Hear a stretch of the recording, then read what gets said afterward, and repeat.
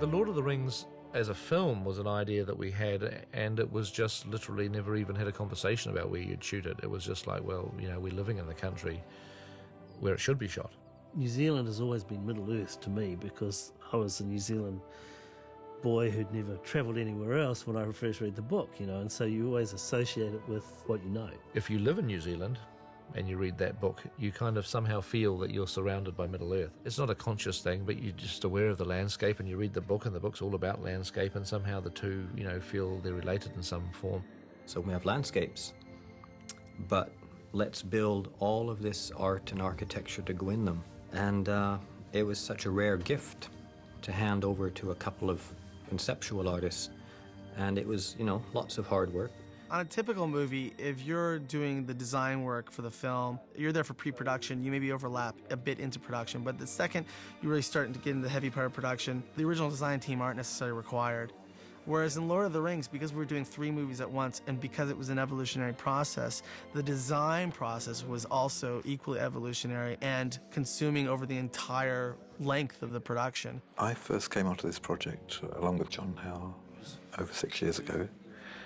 And I think we were given a rough period of possibly 6 months that we'd need to complete our part of the work. And I've just been, you know, solidly working really for 6 years. Last week, Alan Lee did a drawing for one of the menus that's on the DVD extended cut. I mean, it's been a constant design process for these folks.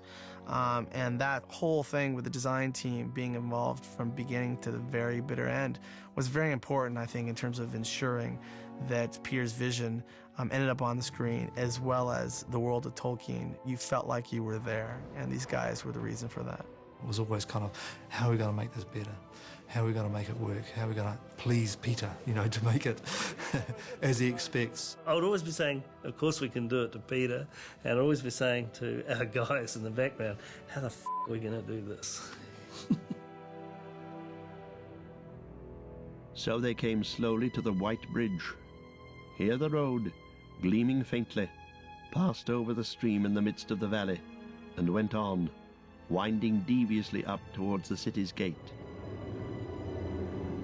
Figures stood there at its head, carven with cunning in forms human and bestial, but all corrupt and loathsome.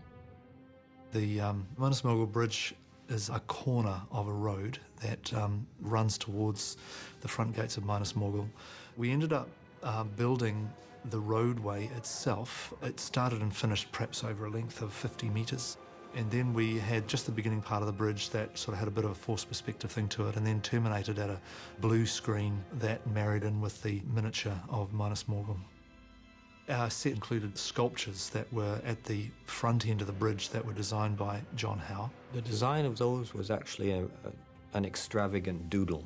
They just ended up appearing like that on the paper. And once I'd finished, I thought, oh, gee, those look significantly like Balrogs. I wouldn't mind having a couple actually set beside in front of my door. And this is, you know, Weta Workshop, if you're listening, make some statues, because I'd love to have a couple, please. We had a bit of a problem on the Minas Morgul Bridge. We had a small fire that almost destroyed the whole set. The urethane foams that we use, if it's mixed improperly, can be dangerous. And a pile of foam spontaneously combusted in the middle of the night. This is all the fire damage from this morning, and all the plaster and all the first layer of foam's been burnt off, but I'm just going to bang off all the loose stuff, and then we'll plaster it again, and we'll keep it. Looks good. Hopefully they don't like the idea and we have to burn all our sets, eh? You know, like they say, the show must go on. We pulled out the parts that had been burning. Luckily, it hadn't destroyed the whole set or the building it was in, and rebuilt it, and away we went. Come away, hobbits. We climb. We must climb. The stairs of Cirith Ungol actually started in the Minas Morgul road set.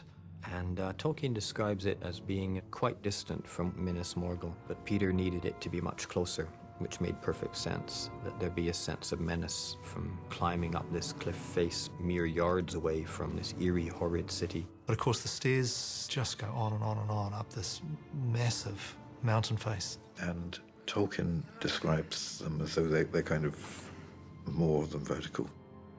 This stairway did not delve into the mountainside. Here the huge cliff face sloped backwards, and the path, like a snake, wound to and fro across it. And Frodo, glancing down, saw below him, as a vast deep pit, the great ravine at the head of the Morgul Valley. So when we're wide on that, we see that as a series of model shots. But of course, various parts along the way, quite a lot of drama happens. So we built a series of set pieces. The guys are just starting to work on the steps here.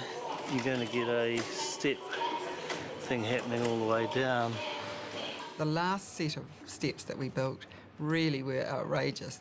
And occasionally you'd walk through the studio to have a look what was going on, and they'd be up there halfway up the steps hacking away at the rocks and without gear on. Those boys used to give me the horrors, but boy did we make some steps. We had a couple of sets in which we built steps which were very, very difficult to climb. Especially when you're fat and we've got a bag and a cloak and hobbit feet on. And Elijah was in front of me, and the pointy end of the scaffold would poke me in the face all the time. I was sure I was going to lose an eye on that thing. There was lots of slipping and banging your head, and everybody associated with the movie had to endure some unique kind of suffering. And mine was those stairs of Cirith Ungol.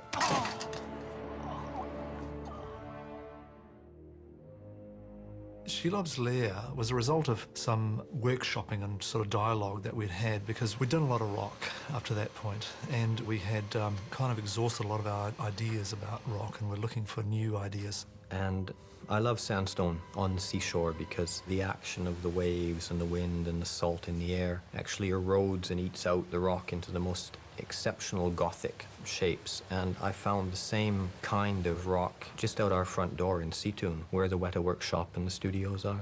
And I imagined that this marine landscape could be transposed to Shelob's Lair, where her poisonous acidity is sufficient to actually eat away at the rock and corrode it and make it this pitted surface. But also, over the years, her body has sort of smoothed out a sort of channel where she's been dragging this great big body around. So we incorporated as much of that as possible into the sets that we built. The sets were incredible. I mean, these holes and halls and very creepy and twisty caverns that they had sort of created. The set pieces we used had previously been used for the caverns below Isengard, and refoaming and reshaping a lot of the walls into this pitted environment made it quite different actually from its previous use and gave it quite a specific look.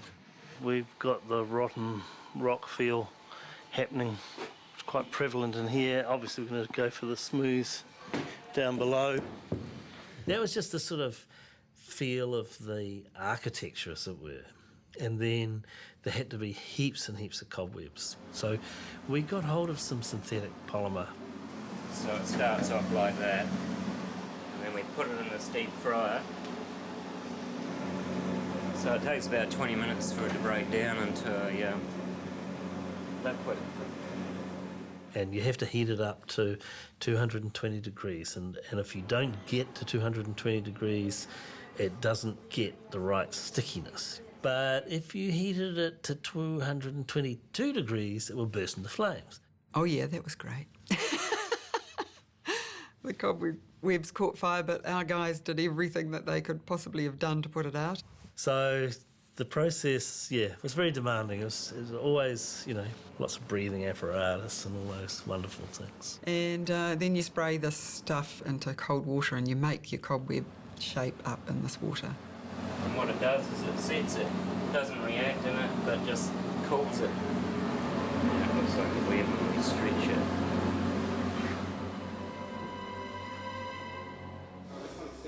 So it's actually quite user-friendly material, really. It's got a bit of bounce to it too, which is quite nice. So it was actually a lot of fun to be in that environment, and especially for me to be bouncing around in the web for hours at a time. Now, of course, hobbits and humans, if you like, weren't the only animals that would be caught in this. Yeah, well, I mean, one of the things was all of Shelob's previous kills. We had a very friendly taxidermist who loaned us lots of wonderful animals that we were able to sort of hang from strings. But we got Weta to make the corpses, the orc and Urukai corpses. He's still wriggling. We also got the guys to boil bones and things so that we'd have skeletons to wrap up in cobwebs as well. But we'd just get the carcasses from the butcher shop. So, the sort of horror of this environment grows and grows and grows until Frodo literally falls into this rotting boneyard of half-eaten, half-preserved bodies.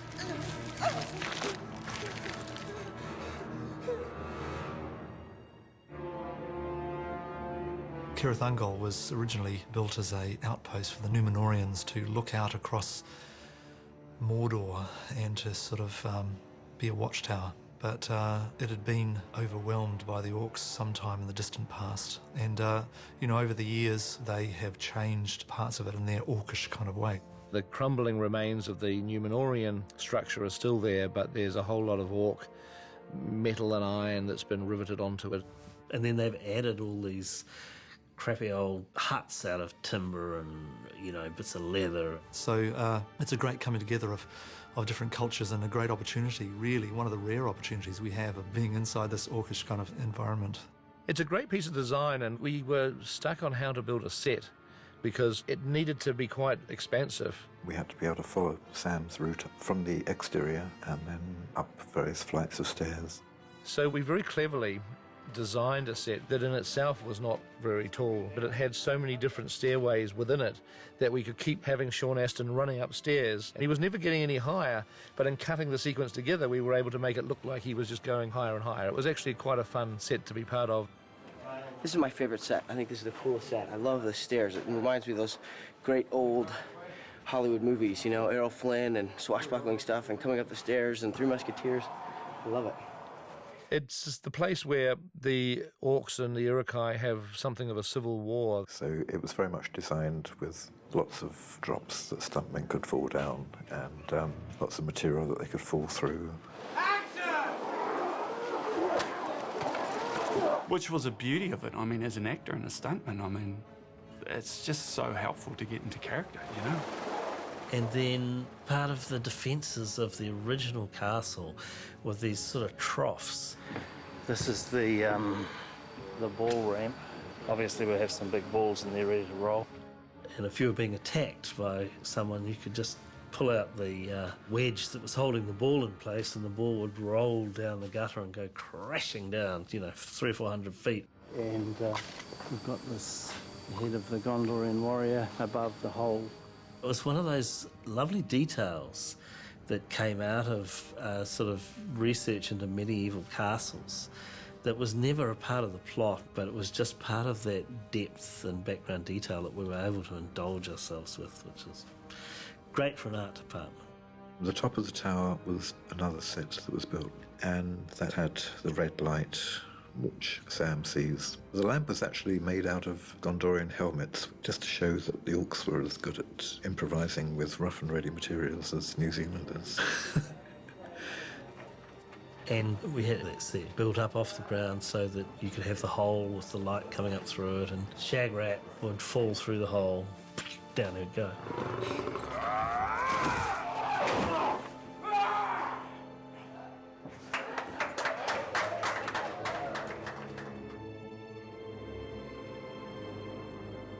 The Dimholt Road itself was shot at a place called Pinnacles, which is about 2 hours' drive out of Wellington. The location was stunning. We helicoptered into that location, and it was this really dramatic landscape. It's compacted sort of gravel and grit that's sort of solidified over the centuries. And over the years, the erosion has cut through it, and it's cut these great chasms that are so unreal that you swear that they were generated, but in fact it is a place that exists. A seemingly lifeless place, perfect for the paths of the dead. I know Peter knows it well because he's filmed there before. It's a location that Pete used in one of his earliest movies, Brain Dead. So that's kind of cool. I mean, for those people that know Peter's work.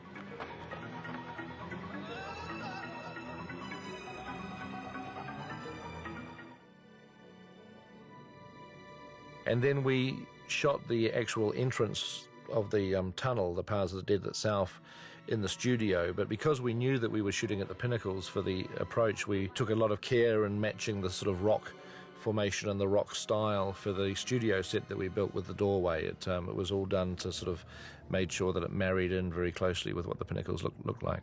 It has skulls set into niches and these rough pillars which feel fairly Celtic and fairly primitive. Then you go through that and you're into another studio set, which is where they're sort of walking down through the mountain and into the City of the Dead. The City of the Dead itself was basically miniatures and some big craggy rocks that we built in the studio. Then they burst out through the side of the mountain. We found a sort of rock formation down in Queenstown on Deer Park Heights. It had a slight crack in it and we added to it and built a sort of doorway. So our piece will end up joining in at that crevice up there. The other end joins into this rock here. Yeah, it took place in quite a few different places, but they all added together to make a fairly startling sequence, I thought.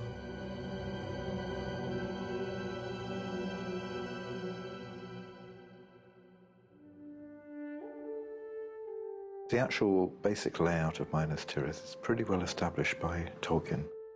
The fashion of Minas Tirith was such that it was built on 7 levels. Each delved into the hill, and about each was set a wall, and in each wall was a gate.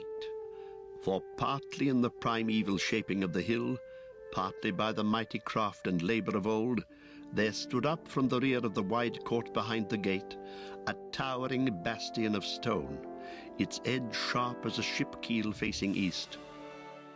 And it was a matter of giving people what they'd expect to see. So the pleasure of Minas Tirith was really just in developing it and creating the detail and just making it as beautiful and as impressive a place as possible. In our sort of early work, we'd done a lot of research, particularly architectural research, and the Minas Tirith research pretty much came out of Italy and the sort of middle of Europe. I think Gondor really had a feeling of being the Rome of Middle-earth. So I think we were looking towards that Mediterranean end of things from the word go. One of the influences was actually Mont Saint-Michel in France, and there's a smaller version of that called St Michael's Mount in Cornwall. And when you look at those places, when you look at Mont Saint-Michel, it's just so romantic and striking. And we tried to create a more impressive and more powerful, more ancient version of that, really. The city of Minas Tirith was by far the most extensive set that we ever built for the trilogy. And it was always going to be a difficult set to build, not just from the construction point of view, but actually where do you put this thing? I mean, it was a gigantic set. It's like the largest set ever built in the Southern Hemisphere. I mean, it's huge. And it was built on the bones of Helm's Deep. We'd already done Helm's Deep out at the quarry, and we decided that we'd utilise the remains of that set and actually design Minas Tirith around it so that we wouldn't have to clear everything out and go back to scratch. And then out of the ashes of Helm's Deep rises a bigger set, Minas Tirith. And it kind of fits in with the sort of approach we'd taken to Minas Tirith, which is it's this kind of ancient civilization which is built on top of more ancient civilizations. So you got this sense of layers and layers of ages and buildings. So it's quite appropriate that we're building one set on top of another set. The actual build at the quarry was, from memory, about 6 months. So 6 months with about 100 guys. And the art department were very clever in what parts of the city they built in the quarry to kind of mimic the physical base of some of these Helm's Deep structures. The old Helm's Deep gates are actually the second gate of Minas Tirith. We heightened it and we reclad the entire face of it and, of course, changed a lot of the details. The old bit sort of curved round here, the old Helm's Deep, and this whole area was actually cut out. An archway here has been retained. And then Minas Tirith sort of got spread out from that central piece of set. Second gate with the inner streets, village itself is going to be in that area. We used an area that was formerly beside the Great Hall of Helm's Deep, and we turned that into a further complex of Minas Tirith, and that's where Gandalf confronts the big Nazgul. And we done a big tower up there, which was the old Hornburg Tower. We craned the whole set piece down, put a dome on top of it, and that was one of the larger features of that third gate set.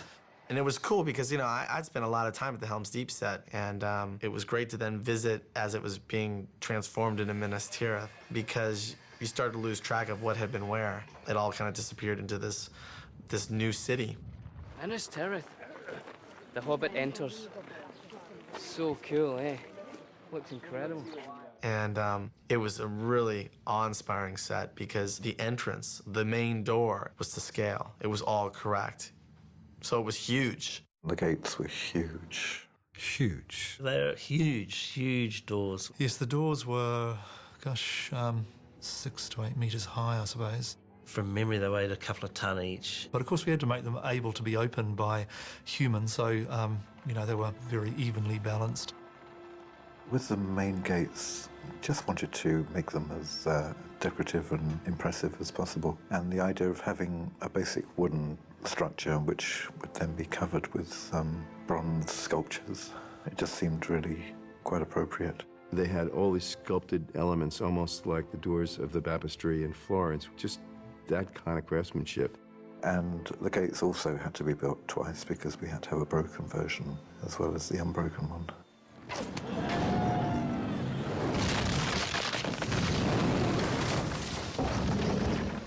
This is one of the broken gates, and here's the other one here, just a few broken timbers, etc. I spent quite a bit of time working on this idea for a locking mechanism which would be counterbalanced so that 2 or 3 guys would be able to pull down this big kind of wooden grid. But as you pull it down, the chains that are attached to it pull up into place another kind of bolting mechanism at the top. So when you see those teeth go up into the rock face, that actually was a practical effect that actually worked on those doors. Inside the courtyard within the gates, we built the very base of this big stone prow that runs up the entire height. The prow scaffolding is in place. That's the full height of the prow that we're seeing there. I mean, you walked up to it and you're like, oh, look.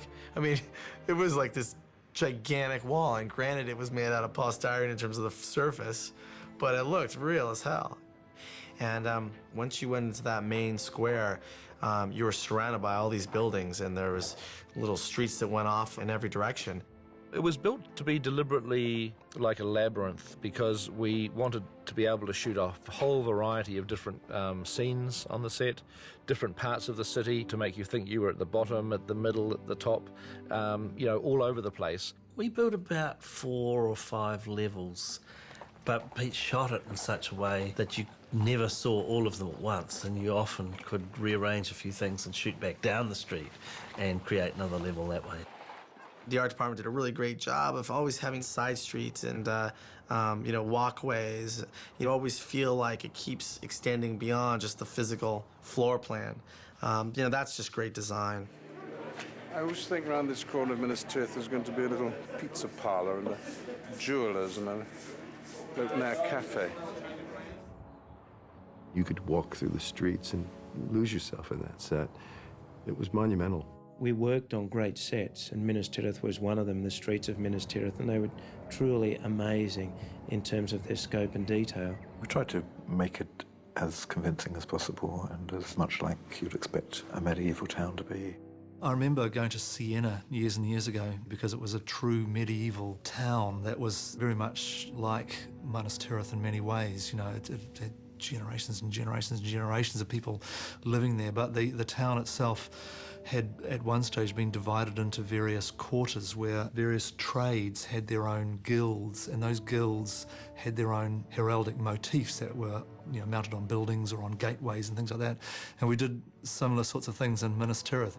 We did, the Lamplight Street being kind of a metalworking area, and we did one or two of these other kind of little heraldic things. I'm sure it would have been very difficult to pick them up on the film, but it's kind of fun to invent these insignificant details, if you like, and sort of pop them around the place to just give greater depth to things. The detail in Minas Tirith was wonderful, and my personal favourite was up one of the side streets that you'd walk, and you'd come across this little shop, like a little store, and it was the rat catcher's place. The rat catchers, that's right. But I mean, it's not as odd as it sounds. There would have been a rat catcher, I guess. A place like Minas Tirith would have been riddled with the things. These are the rat catcher's cottage up there at the foot of the wall. It wasn't ever a deliberate decision. One of the draftsmen was interpreting a little drawing that I'd done, and he'd seen a little squiggle on the side of the door, and I don't know if I had anything in mind when I did it, but he interpreted it as a dead rat. So he decided to call it the Rat Catcher's Cottage, and he just put that down, I think more as a joke than anything else, on the bottom of his sheet, which of course goes off to the props people. So this thing ended up on set with all these rat traps and dead rats hanging from it. It's just one of those finer things that make the whole thing feel more real. The detail was just tremendous, and it didn't all make it into the film, unfortunately, but it was fun to be there, I tell you. It really felt like you were walking in a strange, medieval kind of city, all built out of polystyrene and plaster and wood. I mean, it was the kind of location that basically, if you had a visitor, everybody would be pleading, can we have pictures taken in front of that door, next to that wall? And I know we took pictures for some people and basically had to put it in the safe until the movie's released, and then, finally can give them back. But an amazing location.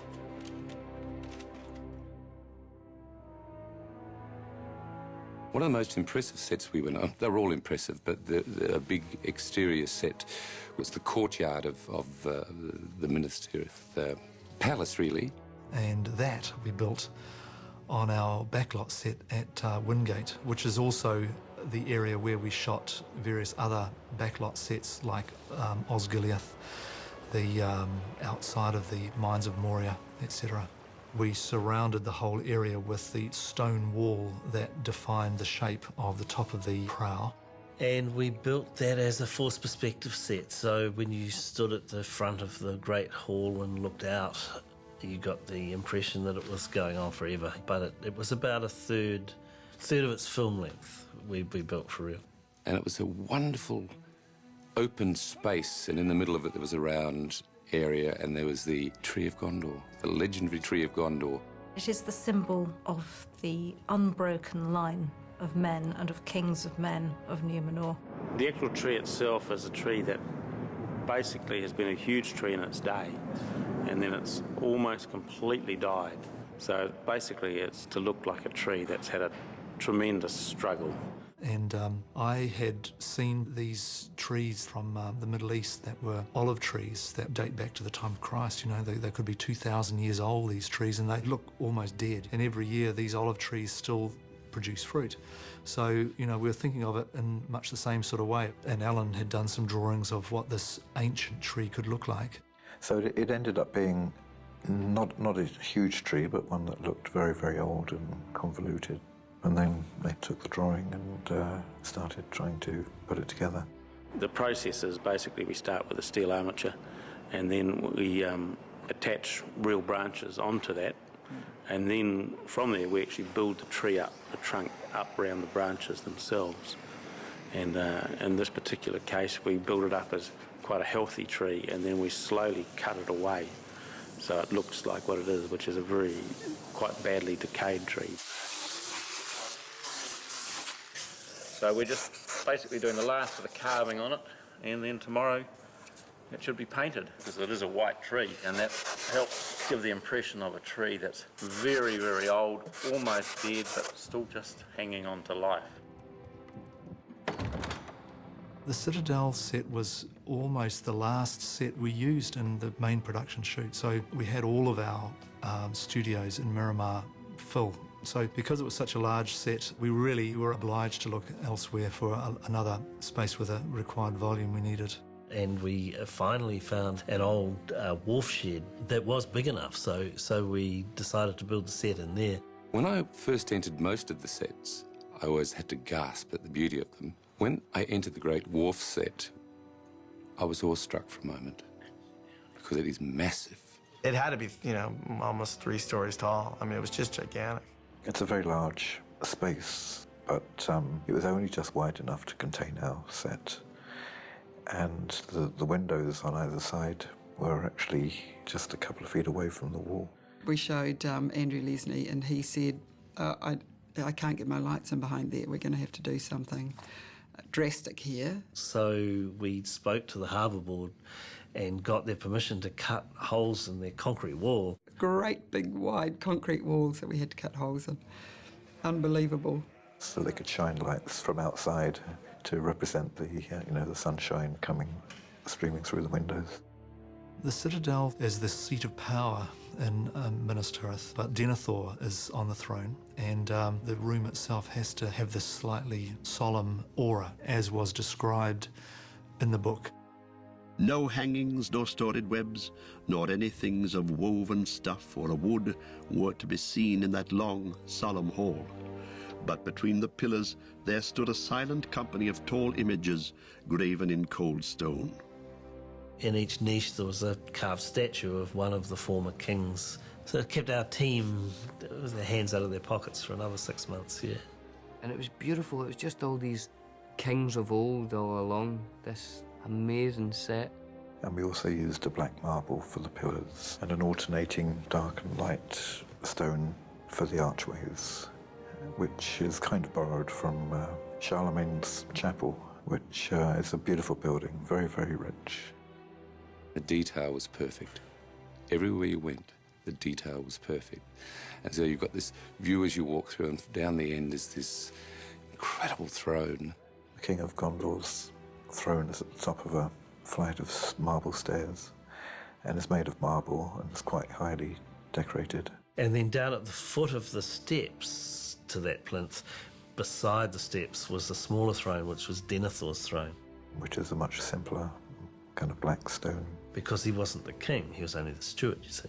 And hanging above the throne is a crown, and Tolkien describes a kind of stone canopy, but I thought that a metal crown would be quite a nice feature to have.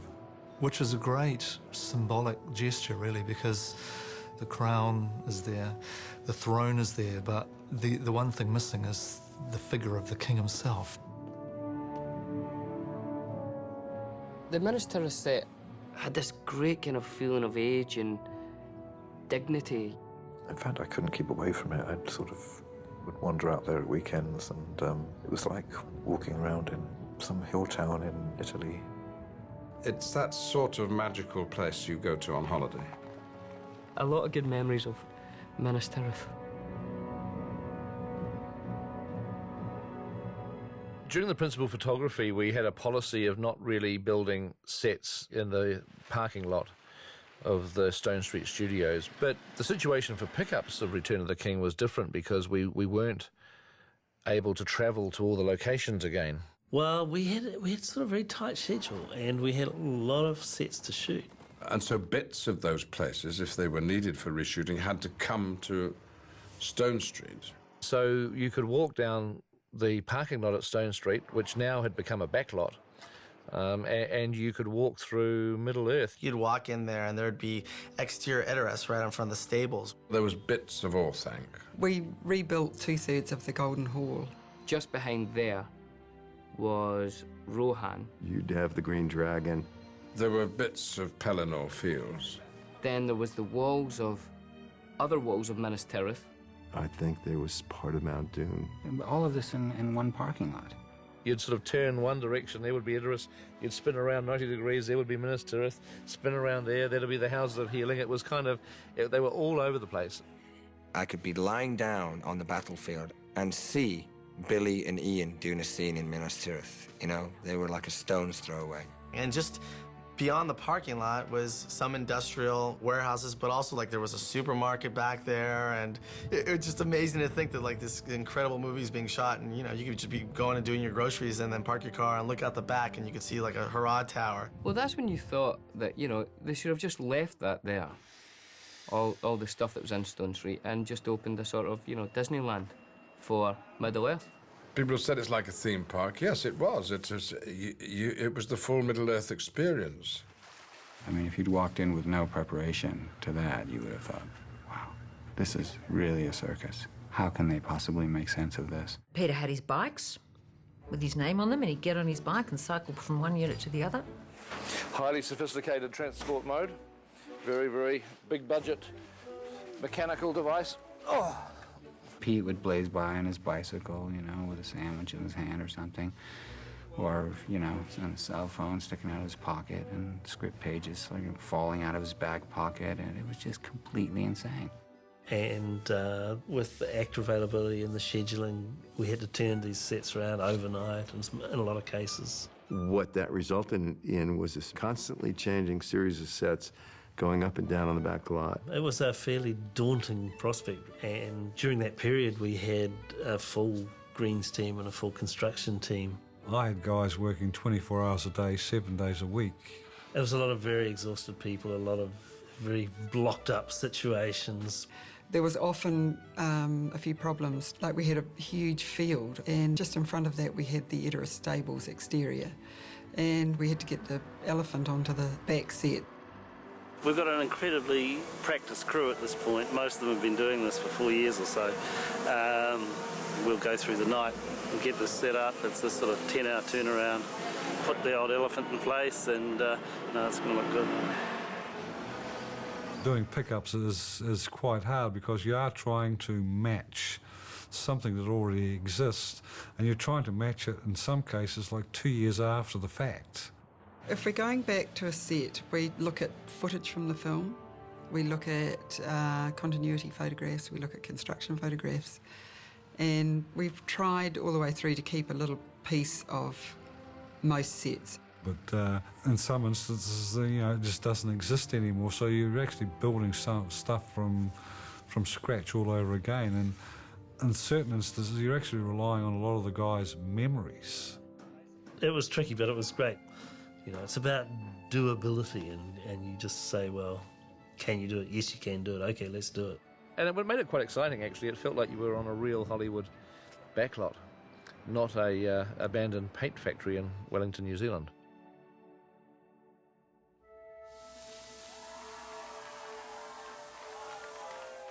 Visually, the foundation of this movie trilogy is the design. There were incredible sets, incredible craftsmanship.